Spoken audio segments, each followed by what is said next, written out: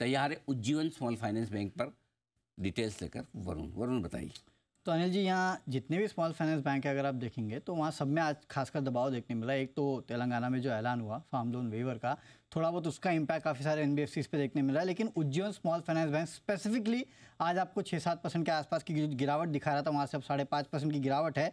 वो इसलिए है क्योंकि इन्होंने अपने FY25 का गाइडेंस जो है उसको घटा दिया है। ग्रॉस लोन ग्रोथ जो है इसका गाइडेंस 25% से घटा के 20% किया है।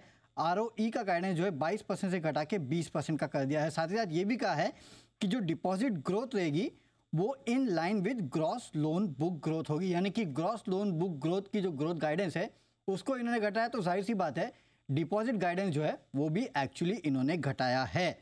निम्स स्टेबल रहेंगे 9% पे। क्रेडिट कॉस्ट बढ़ेगा इनका कहना है, पहले इन्होंने कहा था 1.4 से 1.5% रहेगा, अब इनका कहना है कि 1.7% के आसपास रहने वाला है। तो चौतरफा अगर आप देखेंगे तो कंपनी के हालात ठीक नज़र नहीं आ रहे हैं, और ये हालात ठीक नहीं नज़र आने का कारण है इस कंपनी की माइक्रो फाइनेंस बुक। अगर आप देखेंगे तो इन्होंने कहा है कि माइक्रो फाइनेंस बुक जो है उसमें रिस्क है, खासकर गुजरात, राजस्थान, केरला, पंजाब और हरियाणा की जो माइक्रो फाइनेंस बुक है वहाँ पे थोड़ी दिक्कतें जो है वो आ रही हैं, और इसके लिए इन्होंने अपना गाइडेंस जो है उसको घटाया है। नो डाउट इन्होंने कहा है कि हमारी जो सिक्योर्ड बुक है यानी कि जो गोल्ड लोन बुक है उसको ये बढ़ाएंगे, वहाँ पे नंबर ऑफ ब्रांचेस जो है 441 तक लेके जाएंगे। अफोर्डेबल हाउसिंग जो है उसमें करीब 40% के आसपास की बढ़त ये देखेंगे, ये सब इन्होंने कहा है। लेकिन जो माइक्रो फाइनेंस बुक है दिक्कतें वहाँ है, और ब्रोकरेजेस का कहना है कि इस कंपनी के ओवरऑल लोन बुक में अगर आप देखेंगे तो 70% के आसपास तो माइक्रो फाइनेंस बुक है, और इसी की अर्निंग्स इन्होंने अगर कम की है तो इसके चलते ब्रोकरेज हाउसेस ने भी अपने अर्निंग्स एस्टीमेट को घटा दिया है। लोन बुक के एस्टीमेट्स को 2 से 4% से कम किया है, और ओवरऑल अर्निंग्स में 7 से 11% की यहाँ पे ब्रोकरेज हाउसेस ने कटौती कर दी है।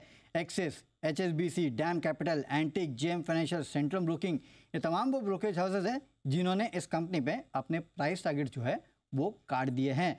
तो जीवन ने नो डाउट अपने माइक्रो फाइनेंस कारोबार को लेके एक रेड फ्लैग यहाँ पे दिया है सामने, और इसके चलते गाइडेंस घटाया है।